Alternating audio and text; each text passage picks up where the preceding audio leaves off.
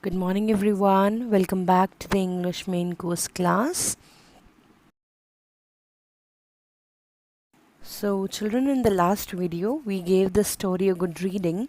Now I'll explain you the story. Please be attentive. So the story Aladdin and the Magic Lamp is from the Arabian Nights. Arabian Nights is a very famous a series of short stories for children. And this particular story, Aladdin and his magic lamp, tells us how Aladdin found this magic lamp. So let's get started. Once upon a time, in a faraway land, there lived a poor widow, with her son Aladdin. So once upon a time, in a land which is a great distance away, there used to live a poor widow. Widow means a woman whose husband has died and who has not married again. So she used to live, a poor widow used to live with her son, and the name of that son was Aladdin.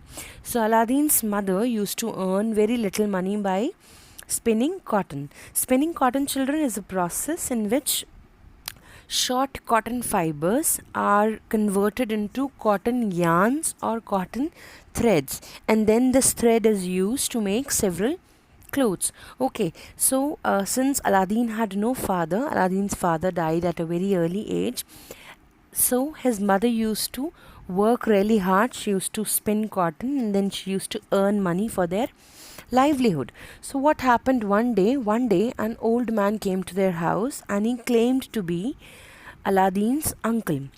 Now Aladdin had never seen his uncle. By uncle you mean father's brother. Father's brother is called uncle. So one fine day, what happened? An old man came to Aladdin's house and he proved and he claimed that. Claimed means to say something, to say that something is true, to say whatever I am saying is true, even if I don't have a proof for it. So if I don't have a proof about anything that I'm saying, then I am simply claiming that word, simply claiming that thing. So that old man came to their house and he claimed that he was Aladdin's father's brother. That means he was Aladdin's uncle. The boy had never seen his uncle. That means Aladdin had never seen his uncle. The old man then talked about how much he used to love his brother and how sad he was to hear about Aladdin's father's death. Okay, then he gave Aladdin some new clothes, and soon Aladdin's mother began to believe that this old man is really Aladdin's uncle. Okay, is really Aladdin's father's brother, because he showed his caring nature towards Aladdin and his mother. So eventually Aladdin's mother believed that he was his husband's brother. So what happened then? What happened one day, this old man invited Aladdin, asked Aladdin to come with him to a far off place which was outside their city, in the city which they used to live. That old man invited Aladdin to go to a far off place outside their city. So then Aladdin agreed. Since Aladdin believed this old man to be his uncle, he agreed to his invitation, and they soon reached to a place that had a cave and was surrounded by trees. Now, cave, children, you can easily understand, cave could be a large opening or a large entrance inside a hill. Okay, naturally occurring opening or naturally occurring entrance, which could help a person to move inside the hill, inside a hill or a mountain. Okay, so they reached a cave and that entire place was surrounded by a lot of trees. So now the old man took Aladdin near the cave and said, "Lift the stone." That cave, the cave's opening was blocked with a stone. That means you can easily understand that if we are in a room and then if we shut the door, okay, so here the door of the cave is that particular stone. So that old man asks Aladdin to lift that stone, and then to asks Aladdin to move into that particular cave. Okay. So now this uncle asks Aladdin to remove that stone from the opening of the cave and to move inside the cave. Now this uncle also tells Aladdin that when you will move inside the cave now, you will see a lot of gold there. But do not touch this gold. Okay. Then he also tells Aladdin that when you will move ahead in the cave, you will find a garden which is full of wonderful trees, like something amazing. Something amazing you will see in that particular garden, and when you will cross that particular fruit tree garden, you will find a lamp. Now lamp, children, you can easily understand that in olden times when there was no electricity, people used to use lamps. They used to put some oil into these lamps, and they used to add a rope kind of thing, like something made up of cloth or twisted cloth. They used to add into the opening of that lamp, and then they used to light it for use at and then they used to use this during the night time. Okay, so he asks Aladdin to get that lamp carefully, and he also tells Aladdin that when you will get that lamp, what you need to do is you need to pour the oil out. That means you need to remove the oil from that lamp, and as soon as you get that lamp, what you need to do is you need to bring that lamp to me to the towards this opening of the cave, towards this place where I'm standing right now. Okay, he asks Aladdin to get that particular lamp, pour out the oil, and bring that lamp back to the opening of the cave and give it to the old man. He also asks Aladdin that if you will do this work for me, that if you will bring this lamp for me, I will buy a shop for you in the city. He tempts Aladdin that if you will bring this lamp for me, I will buy a shop for you. But this old man who has lied to Aladdin and his mother, he wasn't Aladdin's uncle. Rather, he was a wicked magician.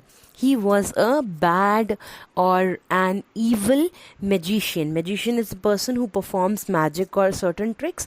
So this magician was a wicked magician, a bad magician, an evil magician. So he wanted to use Aladdin's services. He wanted to take Aladdin's help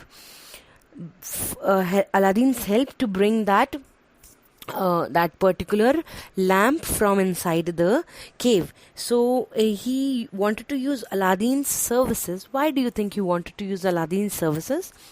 Because he himself was an old man, right?